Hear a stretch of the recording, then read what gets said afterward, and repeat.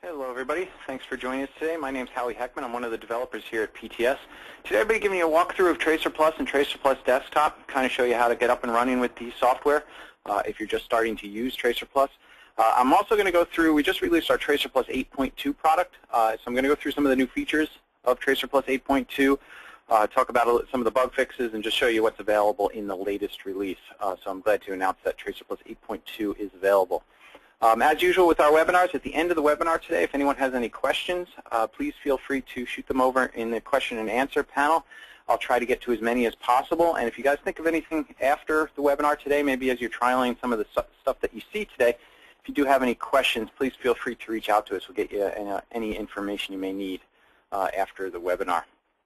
Okay, so with that, I just wanted to jump over to one slide here about our on the horizon, or the next product that we have coming up and due out here at PTS, and that's Clearstream RFID 3.0.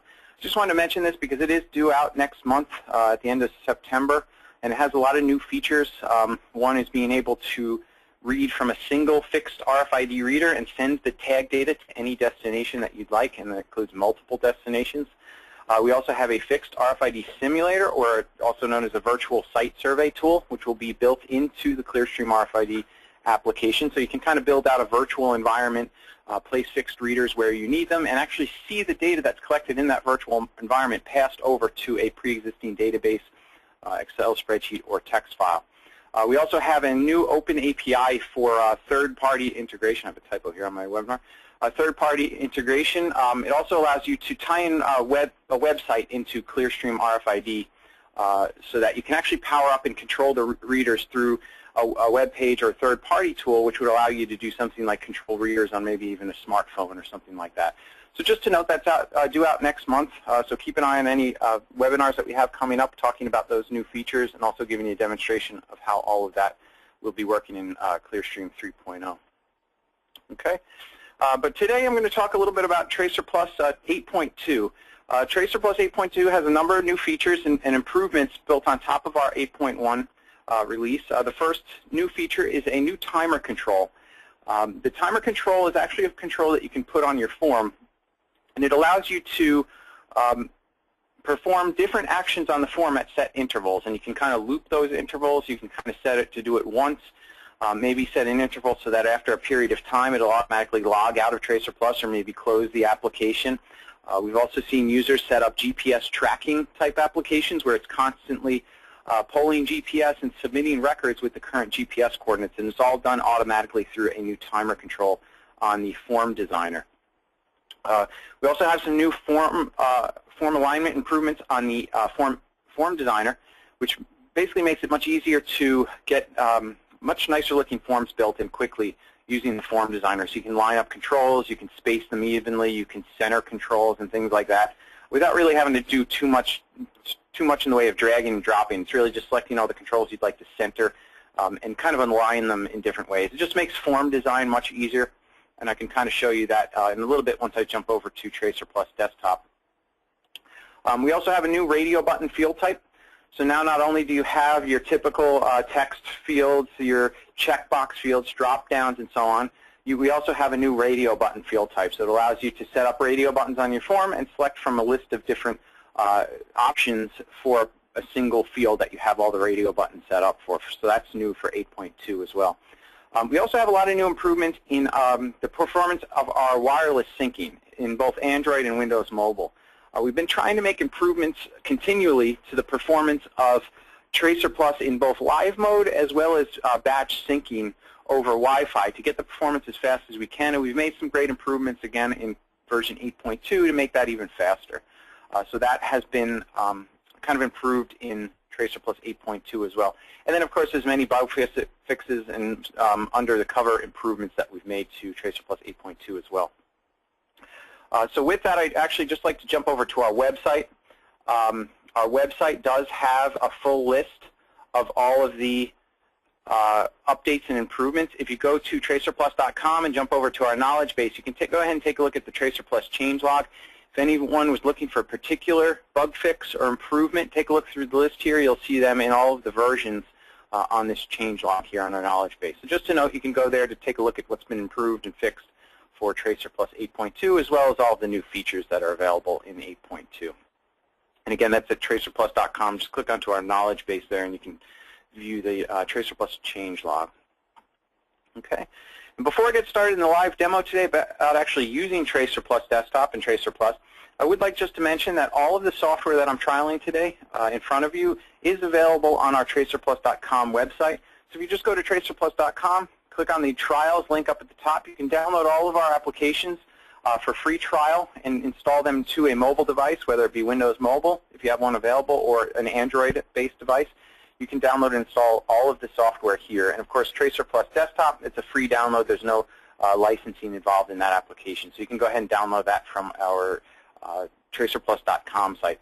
One thing to note is if you're trialing it on an Android device, go ahead to the Google Play Store. If you do a search for TracerPlus, you should be able to find it that way. It makes it a little bit easier to install the TracerPlus client on your Android-based device. And then you'd be able to deploy the configurations you've built in desktop to that connected Android device. Okay? So with that, I'm going to jump over and do kind of a live demonstration of TracerPlus Desktop, how to get started, and I'll kind of touch on some of the new features in TracerPlus 8.2 so you can take a look at those. And again, as I'm going through this, if you guys have any questions, feel free to type them in your question panel, and I'll try to get to them at the end of the webinar. Okay.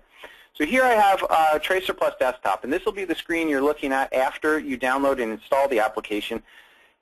This is kind of the home screen of where you get up and running with designing your mobile forms. And again, this is TracerPlus Desktop, so it's the drag and drop tool for designing those mobile forms. The other bits of the software that you'll need is the mobile client, which runs again on either Windows Mobile or Android-based devices. And to install those, you can go up to the Tools menu and go to Install TracerPlus 2 device, and you can select Windows Mobile or Android. And you can follow the instructions there, and it'll install the mobile client on the device. And the mobile client on the device is really just taking the configuration that you've designed through TracerPlus Desktop and displaying it to the user so they can use those mobile forms. The last bit of software, which I won't be getting into today, but is actually our synchronization software, which allows you to marry up these mobile forms that you've created out in the field to a pre-existing database table or Excel spreadsheet or a back-end database using TracerPlus Connect. And that I won't be going into today, but we will have future webinars on setting TracerPlus Connect up. And it really just sets up the synchronization so you can move data back and forth from those pre-existing systems to the mobile forms that you've created on the handheld. Okay, so those are the three pieces of the software: TracerPlus Connect for the syncing, TracerPlus Desktop for the mobile form development, and then TracerPlus, the client, which is running on the mobile device that you have that you're deploying these mobile applications to. Okay, so here again, here's the home screen. As usual, I always like to recommend for anyone just getting started with the application is to go ahead and take a look at our Solution Center. Our Solution Center is on TracerPlus.com, and it's an online growing library of pre-built applications that are broken out into different categories like asset tracking, inventory, and so on. Here, to get to the Solution Center directly in TracerPlus Desktop, you just click on the Samples button, and it actually reaches out to our website and loads the different applications we have available. So you can see we have different categories here. We have different field service applications, inventory, and so on, asset tracking. And you can kind of just take a look at these applications. They're free to download, free to deploy to your connected client. And you can go ahead and, without any actual configuration, go ahead and deploy this and start collecting data using these pre-built forms. And they're built in with barcode scanning. They're built in with RFID scanning. All the different features of TracerPlus you can find in these different applications, and you can kind of see how they work. So it's also a good place to learn how to use TracerPlus, because all of these forms kind of have pre-built features that you may want to take a look at and configure for yourself, or take a look at how they're configured so you can kind of learn the application. Okay. So for the webinar today, I'm just going to go ahead and pick one of these. I'll go ahead to maybe the asset tracking. Here's a tool and equipment tracking application. Maybe I'll go ahead and download that one. If you select the application, you can see a screenshot as well as a description of what the application looks like here. So you can kind of take a look if it's something that you're looking for to deploy to a mobile device. All you really have to do is kind of finish this little import process. It'll download the application from our website. When you're done, you just go ahead and hit finish, and it'll actually open the application up directly excuse me, directly in TracerPlus Desktop here. So you can go ahead and modify it at this point, or just simply deploy it to a connected device. Just to give a description, I'll go ahead and deploy this to the handheld, but on the left-hand side here, these are the forms that are pre-built with this application. So there's a checkout form, there's a check-in form, and there's an equipment list form. If I were to select one of these, I can actually jump over to the form designer, and I can see what that form looks like that came from our website. So you saw that screenshot before as to what it was kind of pre-built, and you can kind of go ahead here. If you wanted to change this, you can move things around as you may need them. So maybe you wanted to add a company logo, add an additional field of information that you'd like to collect other than these that are already built onto the form, and you can kind of modify it as you may need to. To see, once you make these changes, you can go ahead and see and deploy it to a mobile device so that you can kind of play with it on the handheld and see how it works. So to do that, all you need to do is go ahead and hit Build Deploy down in the bottom left-hand corner of the screen. Now I have a Windows mobile device that's connected here to my PC. Right now it's just in the default state. This is the handheld client running on a Windows mobile device, and it really has no forms other than this default one set up. So what I need to do is deploy my configuration, this tool room tracking application, to the handheld. So I'm just going to go ahead down to the bottom left-hand corner, hit Build Deploy. This will actually bring up the Build Deploy form where you're actually going to push it down to the connected device. Now, this is also where you're picking if you want to deploy to either a Windows Mobile or an Android-based device. Now, Windows Mobile, you can see is selected here already. I can just hit Deploy, and it will deploy to this device here, which is connected to my PC.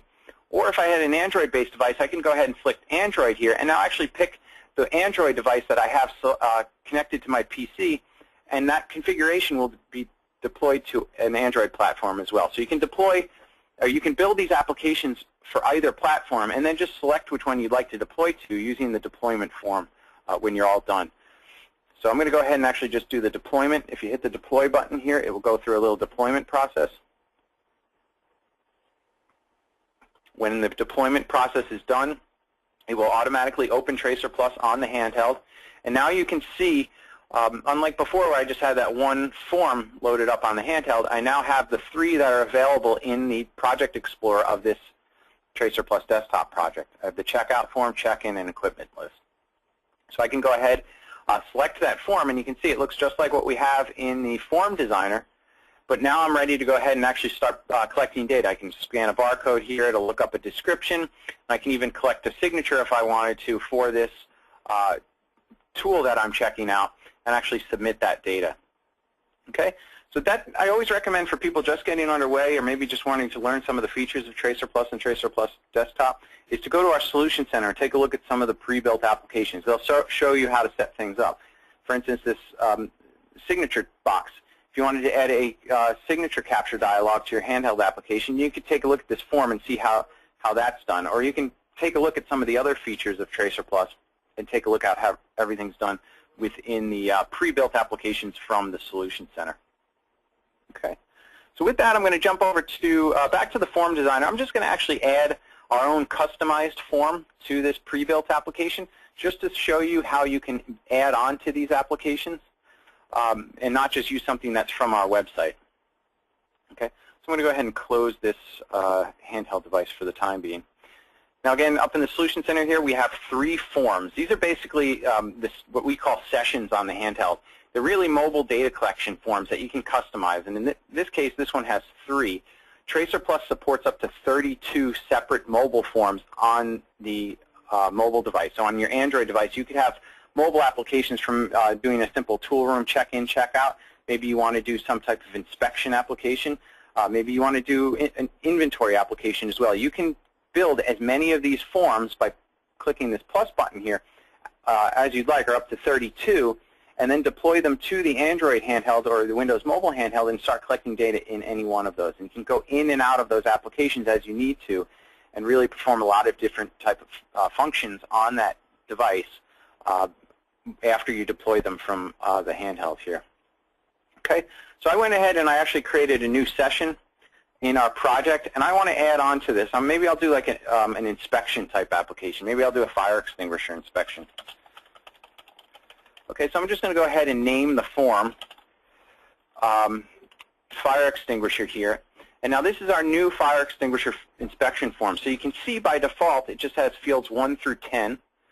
And the form designer, if I were to jump over to the form designer here, I'll just have this basic form that has fields 1 through 10. Now this is where you typically take maybe a paper form that you already have existing and kind of try to match it up to and create an electronic version of it through this session setup here in these field settings and form designer. So the first thing you need to do is actually go ahead and start adding the fields of information that you'd like to collect on the mobile device. So in this case, the first field might be the extinguisher ID. Maybe it's a barcode that you're scanning on that fire extinguisher. Maybe the second one would be a description of that fire extinguisher. Maybe we'll do something like a location of that fire extinguisher. Date, time, inspected. We'll just do a date, time stamp. We could do something like maybe a pressure reading. But you're really just taking what you have on that paper form and kind of converting it into an electronic version by adding the different fields of information that you'd like to collect on the mobile application here. So let's just say that's all the fields I'd like. So I'm going to go ahead and remove the rest. So here I have the extinguisher ID, description, location, date, time, and a pressure. Now if I were to jump back over to the form designer and reset this form, it'll rebuild the form based on the new fields that I've added in the field settings. So you can see I have all those fields to collect. At any point, if I'd like to see these on the handheld, I could just go back down to the build deploy option. It loads our build deploy form. Go ahead and deploy it to the Windows mobile device. It will close down TracerPlus on the handheld. And reopen it when it's complete.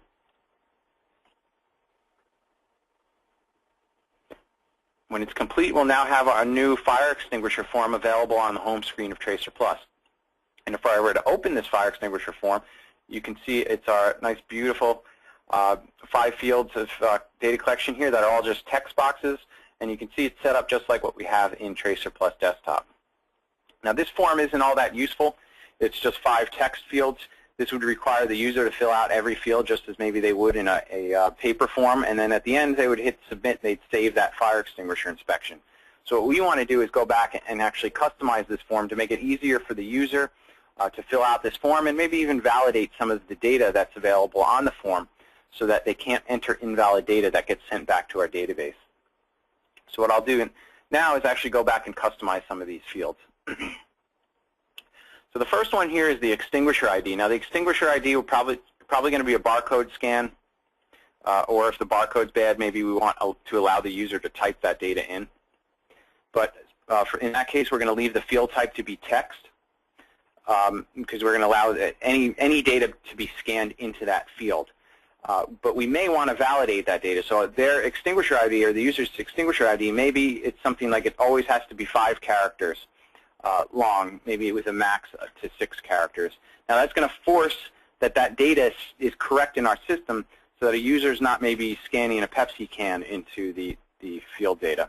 It's validating what's there. And then you can kind of customize a lot of different validation settings here using this validation tab for each one of the fields of data that you collect on your form. You can even post a custom error message when something is done incorrectly on the form.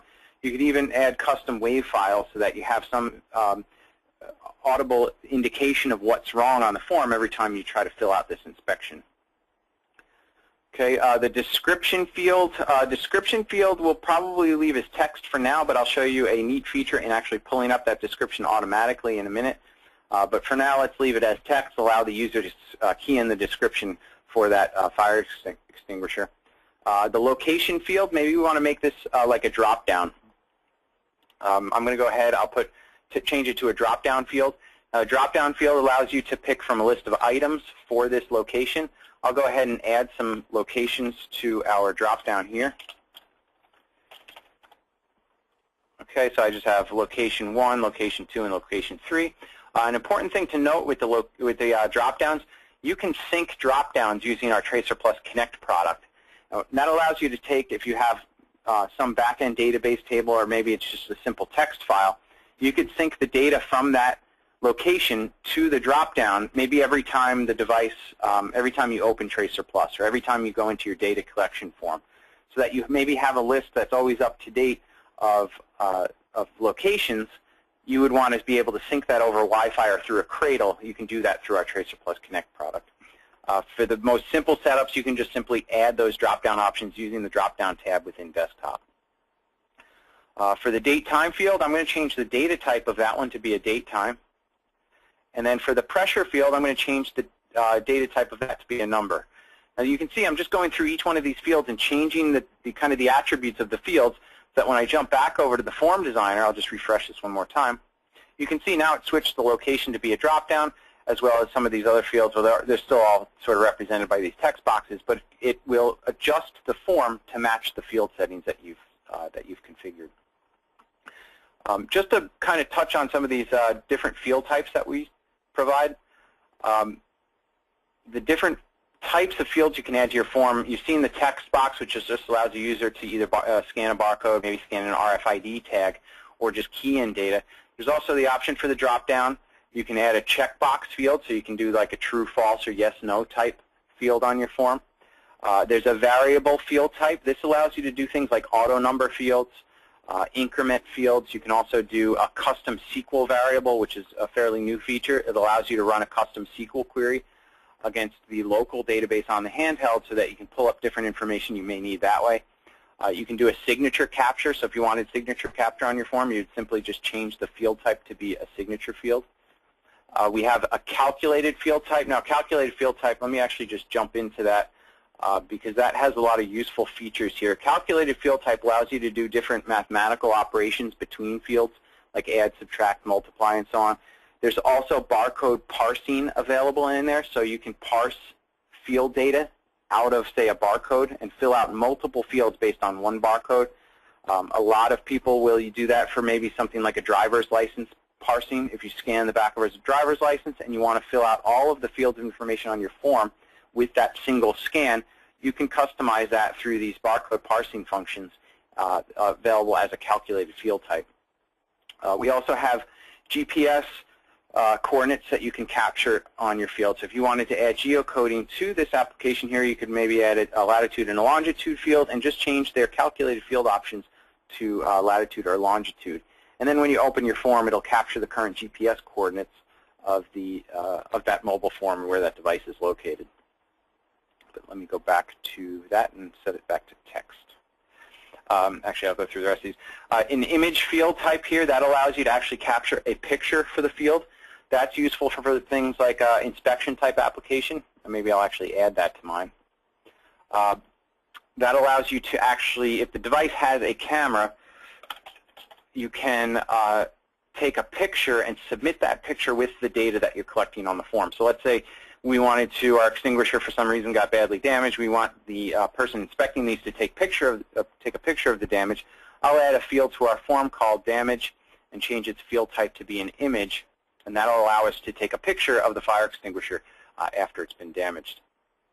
The last field type here, actually new for 8.2, is the radio button.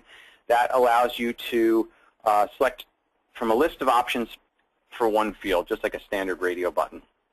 And you know, let me go ahead and add that actually to our form. Let's do a pass-fail option for our inspection. So I'll do pass-fail, change that option to a radio button, and what you'll notice is a radio button is very similar to the drop-down, like the location. When you change it to a drop-down, you have drop-down options, so you can add the different drop-down items. For a radio button, it's very similar. When you change it to a radio button, you can select the radio button options here and just add the items that you'd like for your radio buttons. So I'll do a pass and a fail. Okay, so you can see I've customized a lot of the form. Again, I will jump over to the form designer. I'm going to refresh the form. And now you can see it rebuilt our form with some of our new field settings. So I now have a button on the form so we can take a picture, if we'd like, of the damage of our fire extinguisher, as well as the two radio buttons for pass-fail, whether or not that fire extinguisher passed its inspection. Okay, so at this point, let's say I have most of this done, all of the field settings, and I want to kind of clean this form up. You have full control over the layout of these forms, so I'm going to actually go ahead and kind of clean this up a bit. Now, I mentioned in 8.2 we added a lot of new form alignment options here. So up on the top toolbar, you can align a lot of your controls. So I just selected all of these fields all the way down. I picked this extinguisher ID first, I'm going to pick align lefts. That'll align it to the first control you have selected, and then I'm going to do an align widths. And now it'll actually line up everything down the list just nice and evenly so that you can really quickly make a better looking form. Still not the prettiest here, but it will kind of help you in creating a cleaner form using these alignment options. There's also these others for centering controls, so you can actually grab a bunch of the controls on your form and actually center them. So you can kind of play with some of those to get the form aligned and looking a little cleaner when you actually go ahead and deploy it to the device. Over on the left-hand side, I would like to mention actually here is the new timer control. If you wanted to add a timer to your form, you simply select it from the toolbox here on the left-hand side. You have a new timer. The timer, you set the interval, whether or not it loops, and also the go-to control ID. That go-to control ID is actually what action is taken when the timer is triggered. And that could be any form action or any button action you have available on the form. So it could be submitting data. It could be refreshing GPS coordinates. It could be maybe clearing the form after no activity or something like that so that you can actually wipe out the form if it's not completed in a certain amount of time. But really, you can use it for any action that you have available on the form. You can kind of loop and trigger an action on your form. I'll go ahead and remove that for now. Okay, so maybe just to continue here, I want to make this a little bit prettier. I'm going to let's change the background color to maybe something red.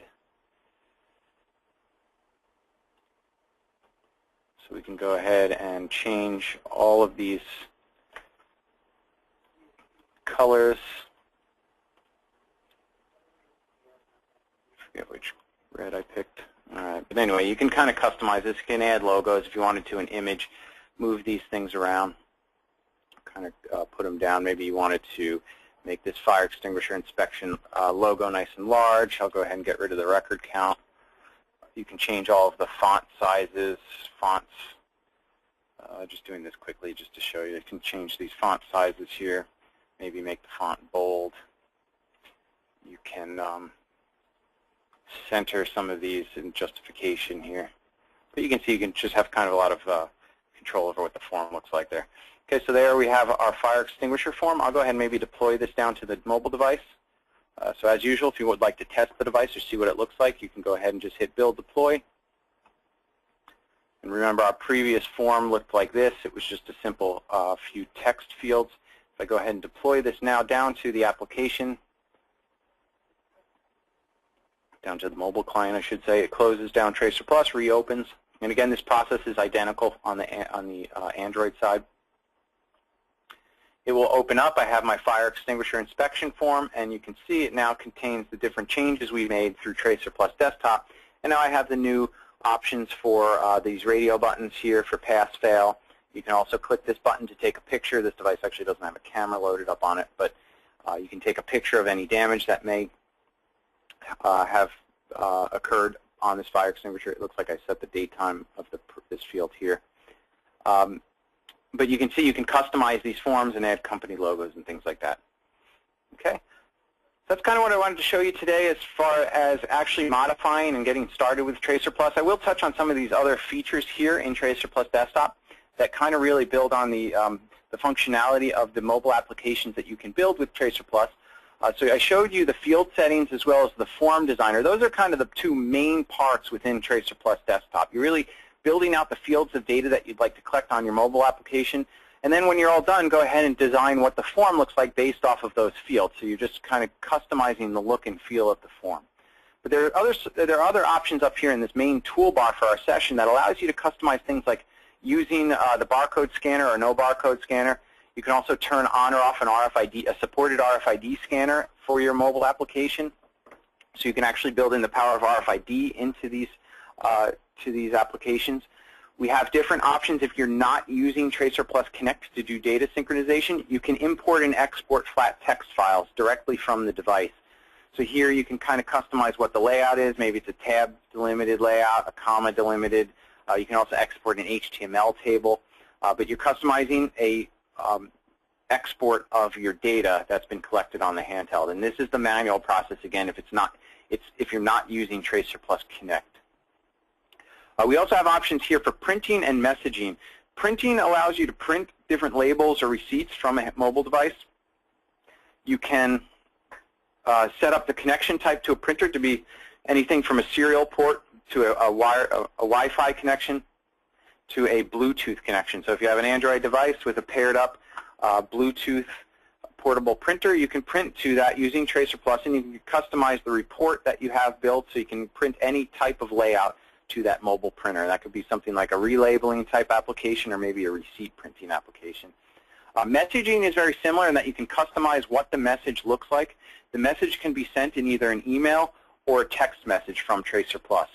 So this is very useful in even things like an inspection where maybe you want to send out an email report of the inspection results immediately when the form has been filled out for that inspection. Or maybe if something fails, you want to send an email to somebody immediately when you save this record that the fire extinguisher inspection had failed in this particular case here. But you can customize that into different layouts. It also allows you, if you're taking pictures or collecting signatures, those will be sent along as attachments to the email, so you can send that information over as well. If you're using text message, it just really allows you to send out a text message from some of your field data. So generally someone would enter a text message value here or something that they'd want to be sent in the text message, and that can be sent from TracerPlus as some type of alert or indication of something being complete or something like that. Okay, so that's kind of all I wanted to talk about today in the webinar, and actually just getting started with TracerPlus. I hope this was pretty helpful. I'll jump back over to the PowerPoint now. Here's our contact information. If you have any future questions or any recommendations for future webinars that you'd like to see on our website, please feel free to reach out to us. Also take a look at some of our social media sites here for any tips and tricks or upcoming webinars or software releases that we may have. Those are usually the best places to actually get that information immediately as it becomes available. So I guess if there's no more questions, I thank everyone for joining us today, and we all look forward to seeing you again in the future. All right, thanks again, everybody. Bye-bye.